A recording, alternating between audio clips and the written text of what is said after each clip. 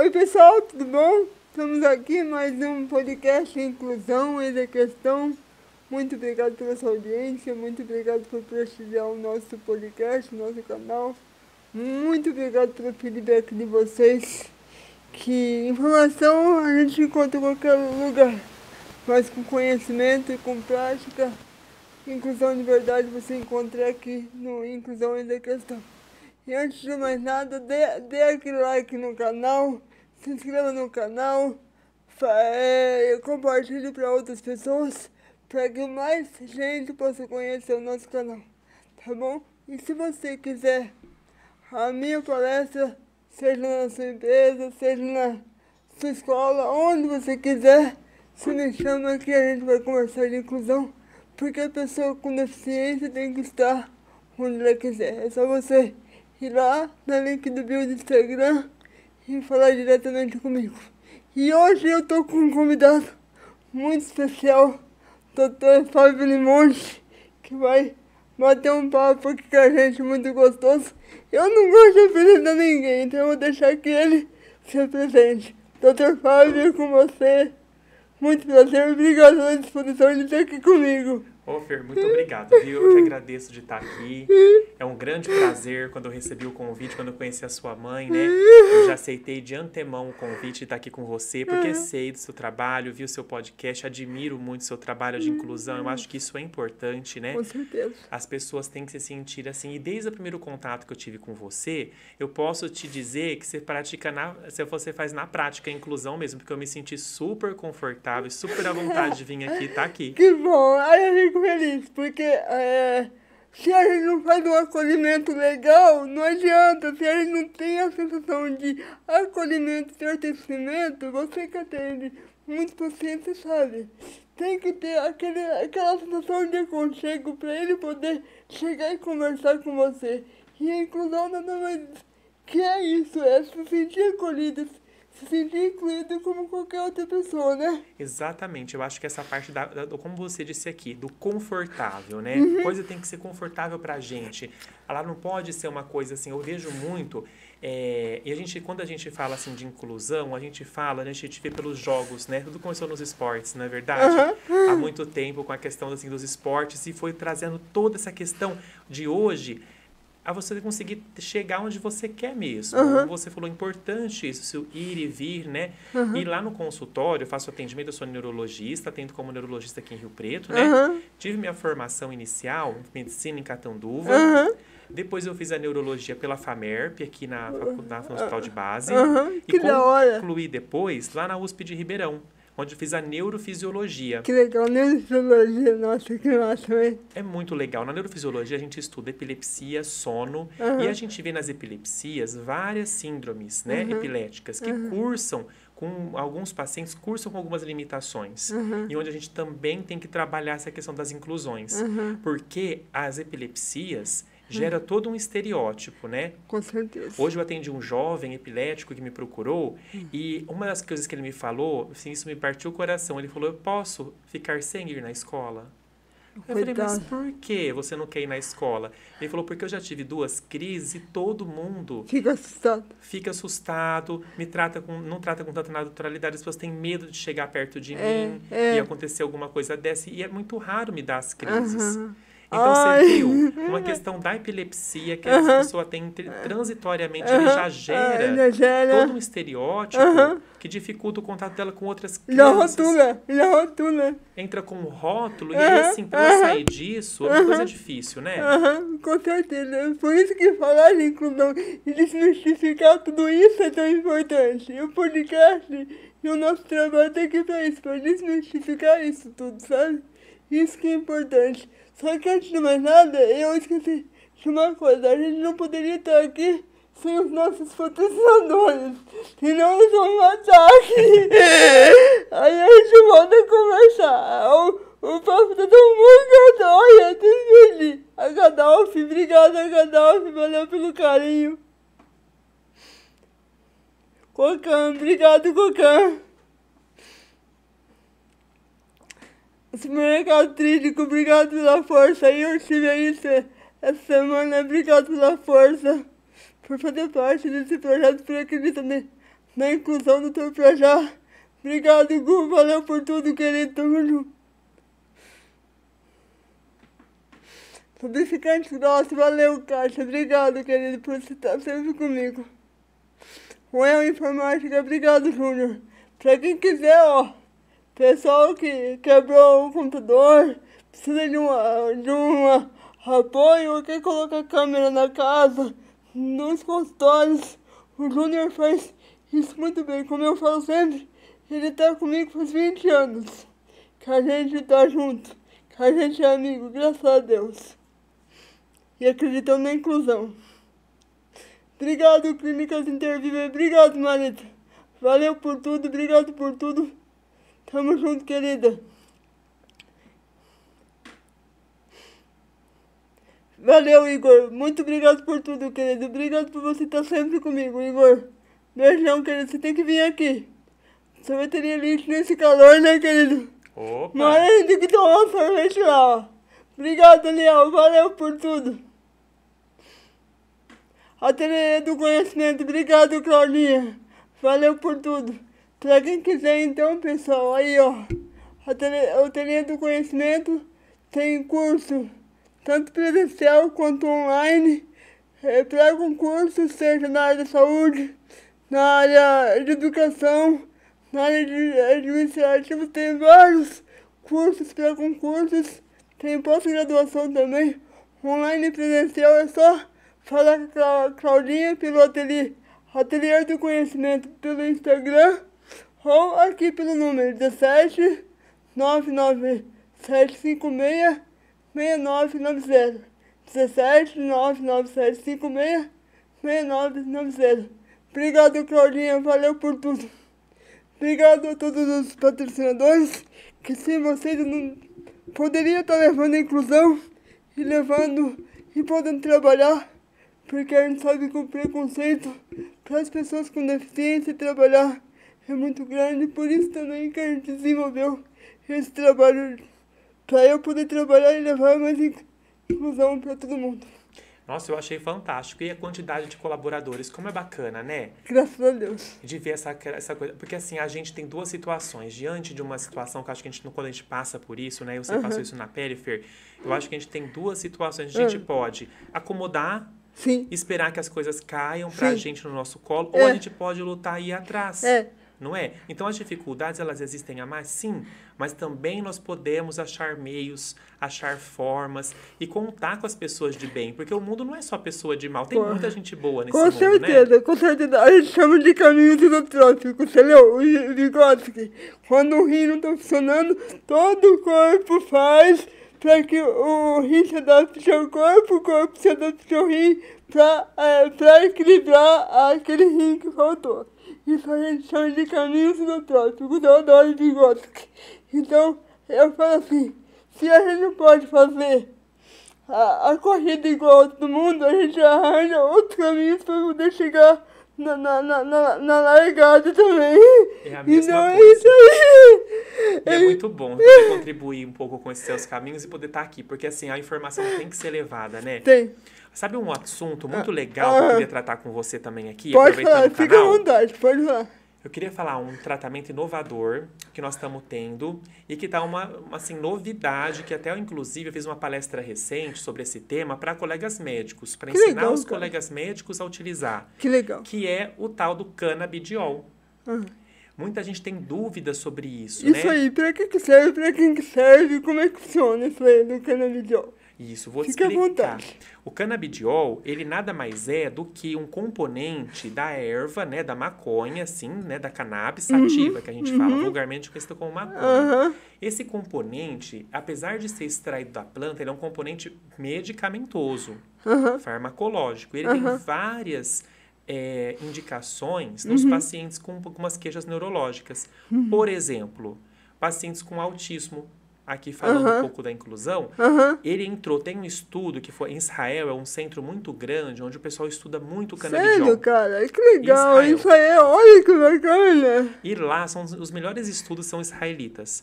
Um deles foi feito com crianças com autismo, e foi visto que o canabidiol tem ajudado a melhorar o comportamento dessas crianças, diminuindo a autoagressividade e a heteroagressividade. Porque são crianças que, quando tem um autismo assim num nível muito avançado, nível suporte 2 para 3, elas têm uma questão de autoagressão, mas até elas agridem elas mesmas. Elas vêm ao segredo mesmo, né? Elas não segredam, né? Se mordem, se beliscam, né? Exatamente. E aí, para ela conseguir coibir isso, a terapia convencional que vem sendo usada até então é o aripiprazol e a risperidona, que são 2 antipsicóticos hoje aprovados para o tratamento dessa questão. Sim. Quando comparado eles com o canabidiol, é visto que o canabidiol tem um controle superior nesse quesito. Então, é muito interessante esse estudo. Também mostrou outra coisa, que com relação à parte de ansiedade, melhora. Com relação ao foco, melhora também a hiperatividade. Focar naquilo, tal. Exato. E então, assim, tem vários mecanismos de ação dentro de uma mesma patologia. Então, é legal para o autismo. A gente está vendo o uso do canabidiol na dor se destacando bastante. Depois que ajuda pra caramba, né? Dor. Outra coisa, na espasticidade. Olha. Então, é muito bacana. A gente vê, assim, que ele promove uma melhora tanto na dor, a dor causada pelo nervo, que a gente chama de dor neuropática. É aquela dor crônica que a gente Aquela fala? dor crônica, exatamente. Então, assim, é um foco de ação muito interessante. E nas epilepsias, como é a área de ação neurofisiologia das epilepsias, o começo foi para isso, né? Hoje, algumas síndromes como a síndrome de Dravet, Lennox-Gastaut, esclerose tuberosa, umas síndromes específicas, mas que tem indicação número 1 de ser passado o canabidiol já. Então, é muito interessante, sabe? A gente já está apto, né, a aprender a usar e utilizar isso na nossa prática clínica. E tem alguma contraindicação? Tem alguma que tem muita gente fala, não vou tomar porque eu tenho medo de causar alguma coisa, algum efeito colateral? Como é que é feito isso aí, por favor? Tem sim, viu, Fer? Porque assim, ó, o canabidiol, ele ficou popularmente conhecido e muitas empresas estão fabricando. E o canabidiol, ele pode apresentar de 3 formas no mercado. Ou nós temos um canabidiol que é full spectrum, e o full spectrum, ele coloca o CBD, que é o canabidiol, com o THC, que é um outro componente. Mistura 2 componentes, então. 2 componentes, e fora tem os terpenos, os flavonoides, ele é completo, o full tem tudo. Então é o canabidiol misturado com outros medicamentos, é isso? Isso, outros derivados da cannabis também. Tá, outros derivados da cannabis. Entendeu? Ele é mais chama full porque ele é mais completo. Aí nós temos o que se chama de CBD isolado, que é só o canabidiol e mais nada. A essência pura do canabidiol mesmo. Esse é só o canabidiol. E aí nós temos o Broad Spectrum. O Broad Spectrum, ele tem todos os elementos, menos o THC. Porque o THC é o componente que dá alucinação. Então, ele dá aquele efeito alucinatório quando em excesso. Então, tem algumas patologias que não são interessantes o uso do THC. Porque é por perigoso. isso que é a contraindicação. Dá um pico muito grande, né? Por exemplo, um paciente com risco de psicose entrar numa crise psicótica, entendeu? Então, assim, o THC não é muito interessante em quem tem outras patologias psiquiátricas. Não é interessante, por exemplo, direto no autismo, que são crianças. Porque aí, se tiver no suporte 3, já não é legal, né? Já fica totalmente, desculpa, mas totalmente doidão mesmo, né? Não para ficar tudo, né? Literalmente, entendeu? A gente faz um remédio com uma coisa e ele faz o efeito contrário. Aí é perigoso, Aí é perigoso. Por isso que tem que saber fazer direito, então. Eu tomava pra minha espasticidade porque eu tenho eu tenho mais contração muscular. Eu tomava antigamente Leoresal. Olha. Você lembra do Leoresal? Lembro. Ajudava um pouco. Diminuía a espasticidade, mas diminuía um pouco, aí eu parei de tomar. Sabe de uma coisa? Essas medicações para espasticidade, a gente tem que usar quando tem a necessidade. Então, por exemplo, se você adaptou e tá tranquilo e não tá te causando dor, não tá te causando incômodo, né? Você tá adaptada com a espasticidade, a medicação fica um fármaco a mais que vai atuar nos rins, vai atuar em outras partes do corpo que não é interessante. Então, se tá tendo dor, se tá tendo alguns sintomas disso da espasticidade, sim, nós temos medicações para isso que a gente pode usar. Inclusive, na espasticidade, tem o canabidiol também. Nós temos o uso do canabidiol para espasticidade. Tem um canabidiol específico que ele é formulado, ele é um spray oral.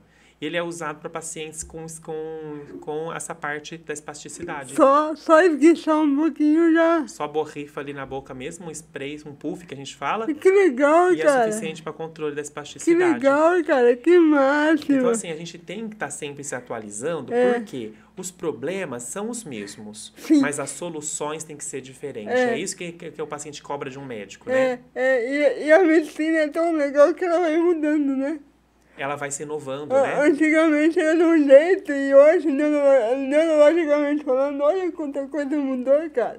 Muita coisa, né? Olha quanta coisa mudou. O que você pode trazer pra gente das crianças? Você falou que teve estudo com criança, com autismo. Fala pra gente o que mudou pra cá, do teu estudo pra cá, com relação às pessoas, em relação a coisa em termos de neurologia. Que antigamente era mito e hoje já não é mais. O que você pode falar pra gente? Nossa, Fer, hoje, isso daí a gente tem assim, a gente podia ficar falando 2 dias aqui. Não é? Porque, olha, assim, muita coisa a neurologia ficou pra trás, viu? Antigamente os médicos antigos, eles viam as situações e eles buscavam tratar só das doenças. Eles não não do paciente. buscavam tratar exatamente, não Obrigado, do paciente. doutor. Então, isso é uma coisa que assim mudou muito na neurologia. Hoje a gente vê um paciente como um todo, né? Como um todo. E a gente não consegue trabalhar só assim, vou tratar só a questão ali pontual e pronto, né? Não, você tem que pegar o contexto. A gente tem que ver o contexto que está inserido, Sim. sabe? E saber o que abordar, o que estimular. Porque, por exemplo, num tempo atrás não se investia tanto em reabilitação. Não. E hoje o que a gente vê de clínica de reabilitação aí, Pois é. não é? Hoje no consultório mesmo, olha, eu já atendi bastante paciente com autismo, bastante paciente assim. E o que a gente indica de terapia, esses pacientes precisam de muita terapia. E Pra às vezes quê? não é nem tanto remédio, é terapia, que a terapia já ajuda ali com remédio, onde você vai enfiar remédio na goela abaixo, a terapia já complementa, ele não precisa tanto. E aí vai com o tempo tirando, vai observando, É isso mesmo. trocando, né? É uma, assim, ó, eu falo que é um equilíbrio, né? Tem que ter a medicação bem indicada e a terapia também. Porque quando os dois são bem indicados, o sucesso é muito maior e a gente vê resultado. E o que o paciente quer é resultado, né?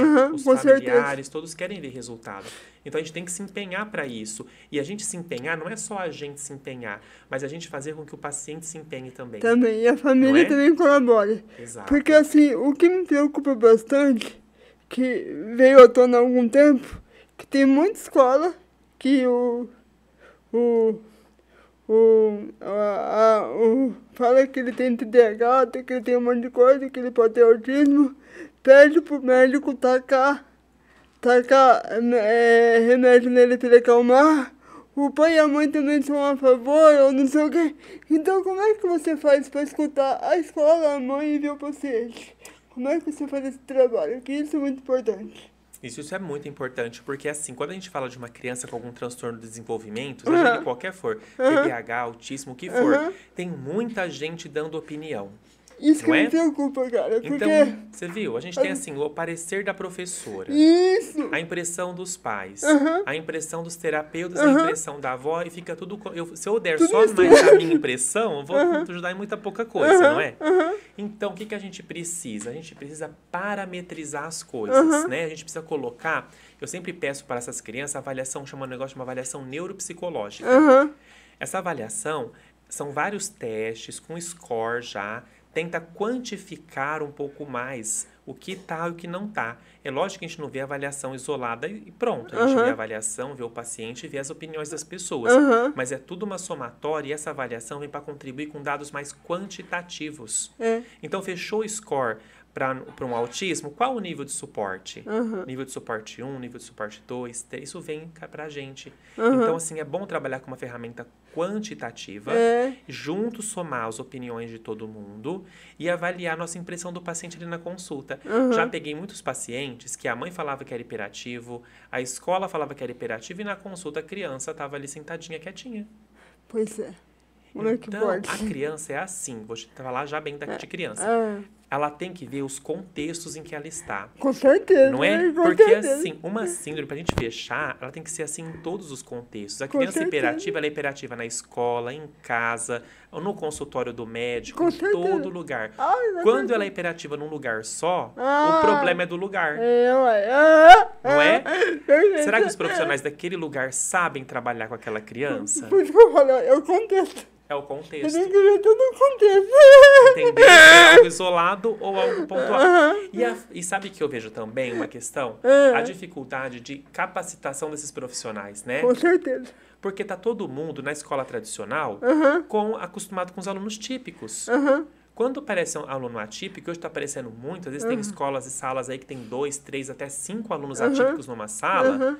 a professora sozinha, às vezes com a formação que ela tem, ela não consegue trabalhar essa Porque sala eu não como tenho a um todo. formação que tem que ter ideal pra Exato. acolher esse aluno. E Porque às a gente não tem vezes isso. tem um auxiliar só para 5 alunos. Como é que esse único auxiliar consegue dar uma atenção adequada Sim, para 5 sim, crianças que têm uma sim, demanda sim. alta, né? Sim, sim. Então é toda uma estrutura que precisa ser trabalhada, a gente precisa investir nessa parte. Por isso, quando a gente fala em inclusão, a gente fala que essas crianças sejam aceitas nesse ambiente de Aceitas. forma adequada.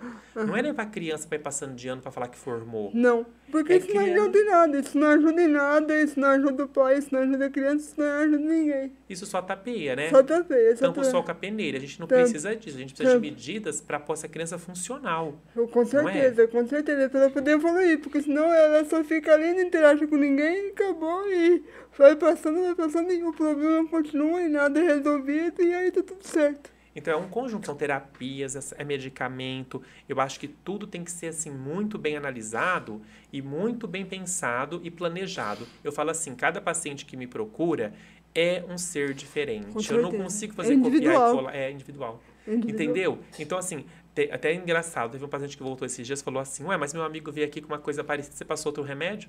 Mas o seu amigo tem uma história diferente. Um histórico diferente, é outra coisa, É né? outro Outro problema. contexto, outra...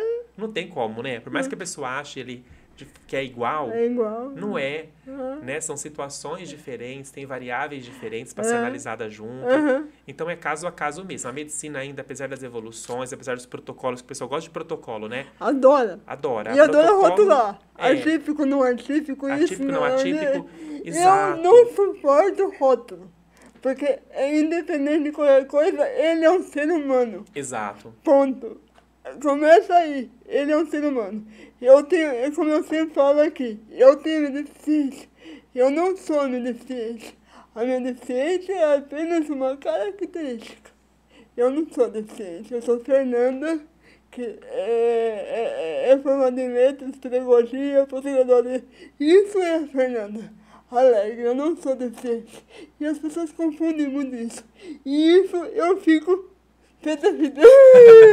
Mas você tem razão de ficar, viu? Porque essa confusão, às vezes a pessoa faz por um estereótipo, por uma coisa dessa situação.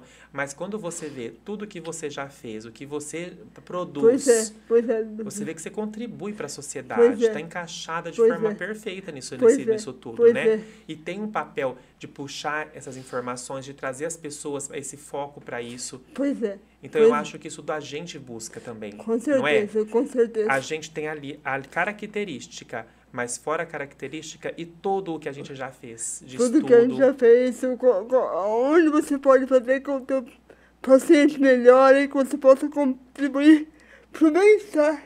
E você sabe de uma coisa? É, A gente, pelo menos na minha profissão, uma coisa funciona assim. O sucesso do médico, ele não é medido pelo tanto que o médico estuda. Ele pode formar em Harvard, ele pode ter doutorado. O sucesso do médico é a resposta e o sucesso do paciente. a qualidade do paciente, a qualidade de vida do paciente. Porque Se ele senão não pode volta. trazer qualidade de vida para o paciente, se ele não melhora a vida do paciente, Não ele não adianta pode nada. saber o que for, ele não vai conseguir, assim, Não ele não vai vai. ser reconhecido Não no vai, fundo, né? não vai. O Não. reconhecimento do médico vem do que ele pode trazer para a sociedade, do que ele pode trazer para aquela pessoa que está passando com ele, do olhar humano, do acolhedor. São valores e são coisas que a gente não tem uma disciplina na faculdade que ensina isso pra gente. Com certeza. Sabe, essa parte do tratamento humanizado é uma coisa Humanizado. muito da gente, né? Porque tem médicos que, muito pouco tempo atrás ainda, vamos colocar uns 5 anos atrás, as pessoas perguntavam pra minha mãe o que eu tinha, não pra mim. Conversar com a minha mãe, isso me doía, cara. Aham. Me doía de um tanto, porque ninguém conversava comigo. Isso deixa a gente pé da vida, sabe? Isso deixa a gente pé da vida. Em relação à síndrome de Down, tem alguma coisa que pode ajudar também? Ou não? Como é que tá aí em termos de estudo? Tem alguma coisa? Tem sim. A síndrome de Down, eu também avalio no consultório, uma síndrome do desenvolvimento também, né? E a mesma coisa, é associação. São terapias, a parte medicamentosa, aí na caso da síndrome de Down, uma avaliação genética, né? Que nós precisamos detectar se realmente do tem ou não tem, cariótipo das coisas. Exatamente. E o mais importante aí, que a gente sempre fala, é terapia. A gente vê alguns pacientes com síndrome de Down, aí que tem até alguns artistas que têm filhos com síndrome de Down, né? E a gente vê crianças assim, falando, conversando, e tal, mas até chegar ali, houve muita estimulação. Muita, sabe? Não é uma coisa assim, não, você tem a síndrome, pode ficar ali e esperar que vai evoluir tranquilamente. Não, vai ter que arregaçar as mangas, perceber que teve essa característica, vamos pôr estímulo dobrado. Sabe o que me preocupa, doutor? Quando vem um laudo médico e é tão taxativo que a mãe já deixa o filho de canto, aí ele não vai evoluir. E o laudo médico é muito perigoso porque você pode sentenciar a vida de uma pessoa. Sabe que isso é verdade? A palavra do médico, por incrível que pareça, faz um peso grande, tanto na pessoa que está ali, do paciente, como nos acompanhantes que estão em volta. Não é? Então, eu acho que é uma responsabilidade muito grande, a gente tem que pesar muito a nossa fala. Não é? Porque, assim, já teve uma vez paciente que eu atendi, que, assim, de 40 anos de idade, passou comigo e falou assim, olha, quando eu era pequeno, o médico falou que eu tinha uma mancha na minha cabeça. Eu tenho a mancha. Assim, esse termo mancha foi usado para dizer que a pessoa tinha uma descarga epilética. Mas não tem mancha, não tem nada ali. Você vê a ressonância da pessoa, é normal. Mas ela vai morrer acreditando que tem a mancha, porque um dia o médico falou que tinha mancha ali, você entendeu? E não tem. Você olha o exame da pessoa, vai explicar para ela que ela não tem mancha na cabeça depois. Você fala, você não tem, meu. O seu exame de ressonância é normal. Né? O seu eletro agora normalizou. Ah, então a mancha sumiu? Não, sumiu. Mas ele não para de falar mancha. Ele fala da mancha até o final. Eu falo, isso, a mancha sumiu, vamos esquecer da mancha. Não é? Porque parece que estigmatiza algo ali. Então tem que tomar muito cuidado. Tem que falar, olha, é uma atividade irritativa que está aqui transitoriamente. Nós vamos medicar, pode ser que essa atividade vá embora. Nós vamos olhar com os exames de acompanhamento. Você não pode chegar assim simplesmente e taxar a pessoa, né? Isso que me preocupa muito. Porque todo rótulo vem acompanhado de uma ideia fixada sobre aquilo. Isso, não é? Você fica ali, morreu, que eu vou morrer com aquilo no resto da vida. Pois é, e as coisas na vida, a gente vê na medicina e na vida, eu falo que são transitórios, eu falo que são 50 tons de cinza, não é? A gente não tem um tom só, a gente tem vários. Então, por exemplo, eu falo de um paciente com autismo, tem vários tipos de evolução do autismo. Tem o grau 3, que vai ter uma nível 3, que vai ter uma evolução diferente, que pode cair para um nível 2 e chegar num nível 1, dependendo do estímulo. Nossa, que então, legal! A criança e o cérebro é uma coisa tão plástica, o cérebro muda muito, o cérebro se recupera de lesões que ele faz. Né? A neuroplasticidade hoje, que é o mais estudado na neurociência, que é essa capacidade do cérebro recuperar de estímulos lesionais, é fantástico, nós temos capacidade para isso. O que a gente precisa para isso? Motivação. Estímulo. Muito estímulo. E um acompanhamento adequado. Com certeza. Você sabe que eu tive paralisia cerebral? E aí, num determinado tempo, eu quis saber por que eu tive paralisia cerebral. A primeira é porque eu nasci 6 meses, né? E aí, minha mãe caiu um tombo. No dia que eu nasci. E isso parece que acelerou o processo de nascimento. Só que ela já não segurava a placenta. Eu sou a 4ª filha, né? Então, meus irmãos nunca nasceram de 9 meses. E eu nasci de 6. Então, eu falei, gente, por quê? Então, hoje eu entendo que eu acho que foi um conjunto de coisas. Primeiro, eletromínico que é jeito. Segundo, eu acho que foi por prematuridade e por esse negócio do peso baixo da coisa. Então, isso é muito importante trazer aqui para ir desmistificando as coisas. Exato. Né? E para a gente entender, sabe o quê? Que mais do que o porquê das coisas, a gente tem que fazer assim, o que eu fiz com isso? Não é? E ver você aqui, ver o podcast, ver tudo indo no ar, ver as pessoas que estão assistindo aqui, mostra pra gente do porquê, não é? Mostra que a gente tem uma função social. Com certeza, com certeza. Deixa eu ver uma coisa que eu tenho uma curiosidade. Aumentou os casos de autismo, de esquizofrenia, de coisas, ou já tinha antigamente e não era tão falado? As duas coisas. Tá. Primeiro, não tinha antigamente existia e não era abordado isso, né? Era Porque velado. era bem velado. A gente falava assim, essa criança tem uma dificuldade a mais de aprendizado, essa criança tem uma dificuldade, ela é um pouquinho mais lenta que as outras, né? E ninguém ia descobrir por quê. Por que ela tira nota baixa? Por que tem um mau desempenho escolar? Passava assim, como se fosse, né? É só uma característica dela de não querer estudar tanto. Ela é preguiçosa. Ela é preguiçosa. Exatamente, igual o TDAH, sabe? Ela é burra. Ela é assim, o jeitinho dela é esse. E deixava ali. As meninas é burra, as meninas não vai pra frente, porque antigamente era assim, né? Mais estereótipo ainda, né? Você percebe, Fer, não sei se você percebe, só mudando bem de assunto aqui, fazendo uma divagação até. Pode falar. Eu percebo que a cada ano que passa, o mundo vem melhorando. A acessibilidade vem chegando nas locais. A gente o ser humano vem se melhorando. Né? Você acha que já chegamos a ter uma época na idade lá atrás, né, que a gente vê os relatos da Idade Média, que o pessoal soltava lá no Coliseu o leão para comer a pessoa e tu pessoal aplaudia? Já imaginou que horror que era isso? A gente era considerado como seres diabólicos. Todas as pessoas que nasciam com deficiência em vários determinados países, a gente era considerado seres diabólicos, era jogado do alto rochedo, o Hitler mandava matar, entendeu? Você entendeu? Que coisa absurda. Assim. Hoje a humanidade não pensa nisso. Hoje a humanidade pensa em trazer essas pessoas para acolhimento, pensa em trazer... Então, a gente tem que trazer, assim, e pensar no processo não só individual, da nossa situação regional, situacional no Brasil, mas pensar no mundo. As pessoas no mundo estão se tornando melhores. O mundo está se tornando mais inclusivo. Com certeza. Não é? Com e a gente, certeza. assim, temos desafios inúmeros. Mas a gente tem sempre uma esperança, a gente tem sempre uma sensação de que a humanidade está evoluindo. Tá evoluindo, tem uma luz no fim do túnel. Não é? Tá ali a luz no fim do túnel. E, assim, a prova disso é a gente aqui conversando esses assuntos. É verdade. Então, quando você fala assim do autismo, fala assim, não existia. Existia e era visto de uma forma diferente. Às vezes era velado porque as pessoas tinham vergonha, não é?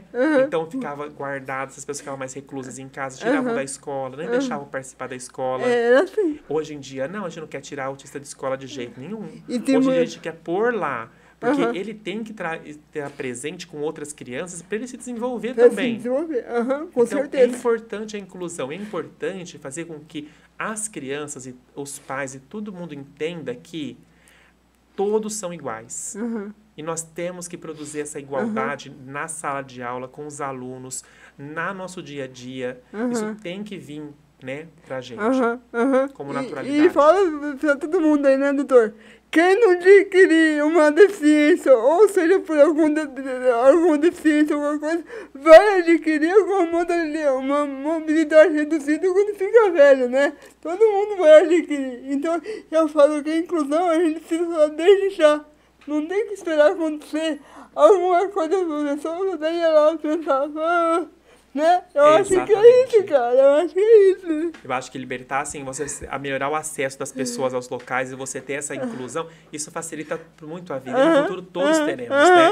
A gente sabe que é da idade. A gente atende pacientes mais idosos, 90, até pacientes de 64 anos. Que lindo! Você viu a gente chegar nessa idade? Que bênção. Que são pessoas que vão, assim, que tem todas essas dificuldades, mas que estão batalhando. Estão batalhando.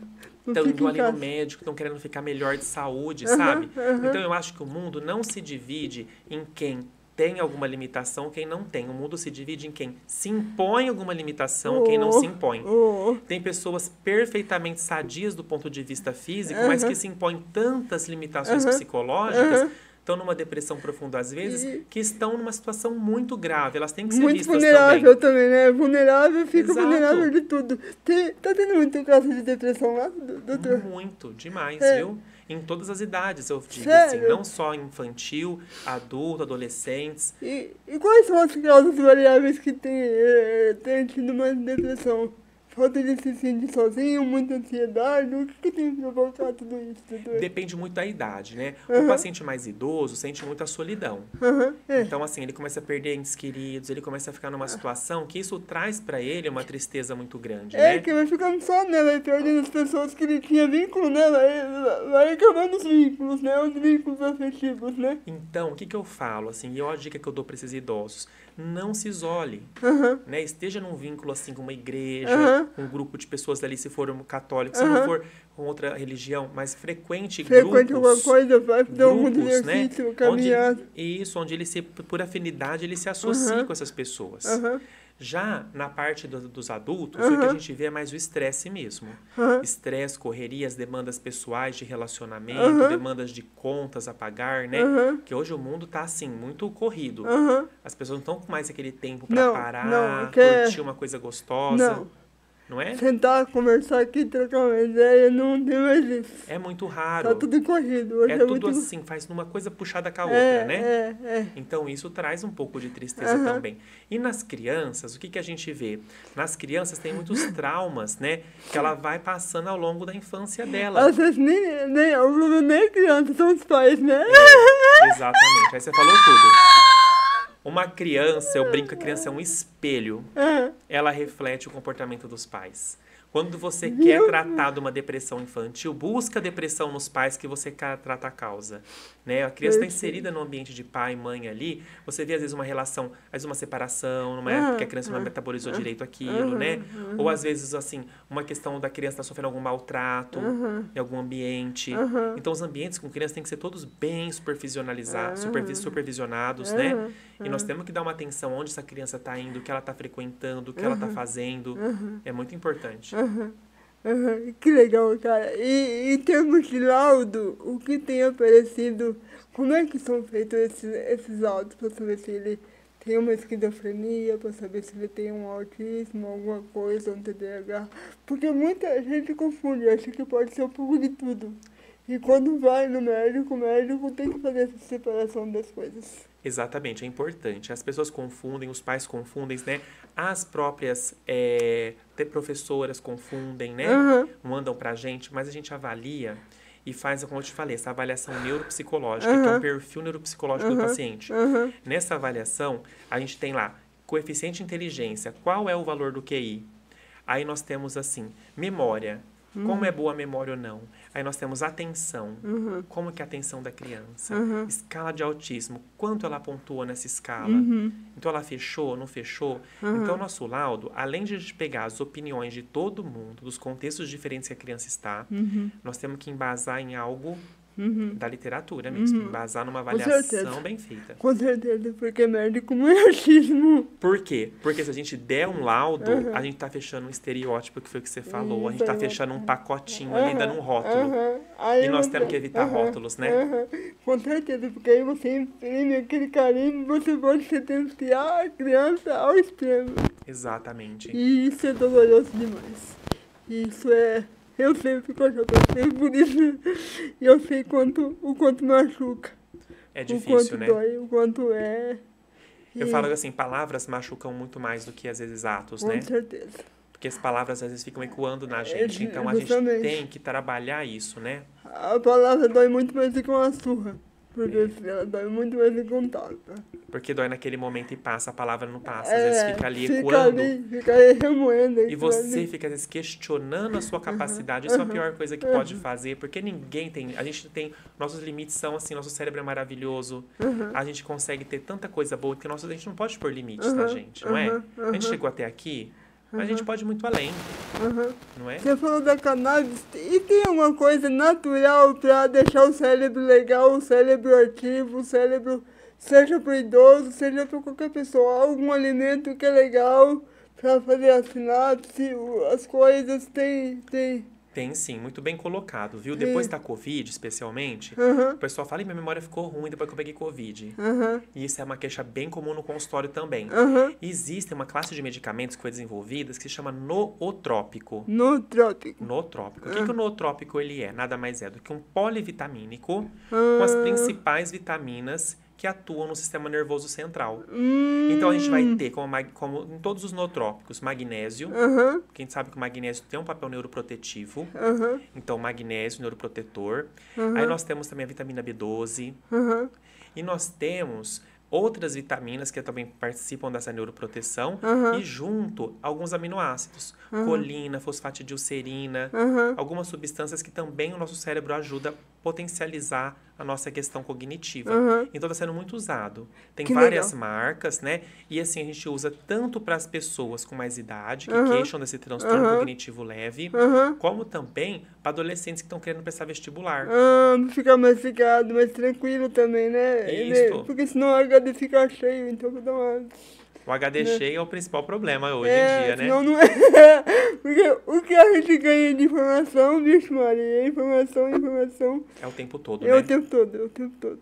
O mundo globalizado faz isso, a internet faz isso, né? Hoje a criança abre a internet ali, ela aprende tudo que ela quer na internet. Não precisa nem mais de escola quase, porque ela tá ali ela já faz tudo, já faz...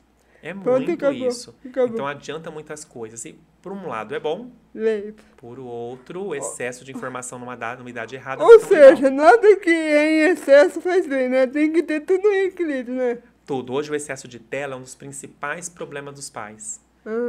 A criança não dorme direito, dá insônia, porque fica no computador ou no celular até altas horas da madrugada. Então acho que é porque não tá dormindo, então. Imagina, não é? E é um hábito que a gente fala das crianças, mas a gente também faz. Outro dia um pai perguntou pra mim assim, como eu faço pra tirar o celular do meu filho à noite? Eu falei, tira o seu. Ah, mas eu não posso, doutor. Não, porque eu atendo aqui, minha empresa roda 24 horas. Eu falei, então... Então, se você não consegue tirar o seu próprio, como você consegue ter, assim, uma moral de chegar para um filho adolescente e falar para ele parar de usar também? Porque você é o exemplo, né? O filho são os espelhos, né? Com certeza. Querido, você quer deixar algum recado? Não, o meu recado é só assim, te agradecer demais a presença aqui. Dizer, assim, que eu vim de bom grado aqui, porque, assim... Eu venho! Vitor, eu vou lá. Eu acho que nosso papo foi excelente, foi um prazerzaço enorme estar aqui. Eu te admiro muito, acho um exemplo. Obrigado, e quando eu vi seu Instagram na hora, eu já pensei assim, eu preciso fazer um podcast com a Fer. Obrigado. Fala onde tem o consultório, doutor. Pra quem quiser procurar você, como é que chama o teu consultório, pode fazer essa pergunta aí. Muito obrigado. Meu consultório chama assim Clínica Serene, porque é Centro de Reumatologia e Neurologia. Trabalha eu, Fábio Limonte, neurologista, e fica atrás da CPFL, na Avenida Brigadeiro Faria Lima, aqui atrás da CPFL. Você coloca ali de baixo, lá nas instruções, A gente põe, então, também lá. Então, fica aí, né, quem quiser me procurar para atendimentos, né, tá à disposição. O telefone de lá é o 17... 3201 1559. 3201 1559. Isso. Procura o Dr. Limonte, que ele vai poder ajudar muito em você. Ele tem ajudado minha mãe, meu padrasto, e vai me ajudar muito também, com certeza. Estamos aguardando. Obrigado, querido. Obrigado mesmo. Obrigado a você que ficou com a gente até agora também. Muito obrigado pelo apoio, porque inclusão é isso, ó. É poder falar de tudo um pouco e trazer a informação para você e desmistificar as coisas. É isso mesmo. Né? Fiquem com Deus. Um beijo. Deus abençoe. E vamos agora agradecer os nossos patrocinadores. Vamos de novo, Antes de mais nada.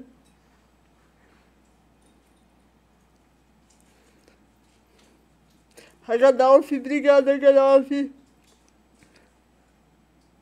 Obrigado, Cucã. Obrigado, Supermercado Trídico, tamo junto. Obrigado, doutor Prachá, valeu, Gu. Obrigado, Lubrificantes Gross, muito obrigado por tudo. Obrigado, El Informática.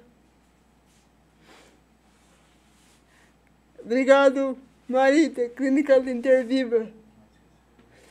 Obrigado, Igor, valeu por tudo, querido. Obrigado, Daniel, Sorveteria Elite, obrigado por tudo. Obrigado, Claudinha, Ateliê do Conhecimento, obrigado por tudo mesmo, de coração. Bom, pessoal, obrigado mais uma vez. Mais um papo aqui excelente com o Dr. Fábio Limonte. Valeu pela força, compartilhe com todos os amigos para a gente poder levar mais inclusão. E quem quiser a minha palestra sobre inclusão, seja na escola, na universidade, na sua empresa, pode me ensinar, que a gente ensina como incluir de fato na prática. Valeu? É só clicar no link da bio. Um grande beijo. Obrigado, doutor. Eu que agradeço. Obrigado. Esse daqui é muito bom. Valeu, gente. Até mais. Um grande Fiquem com beijo. Deus, viu? Até o próximo episódio.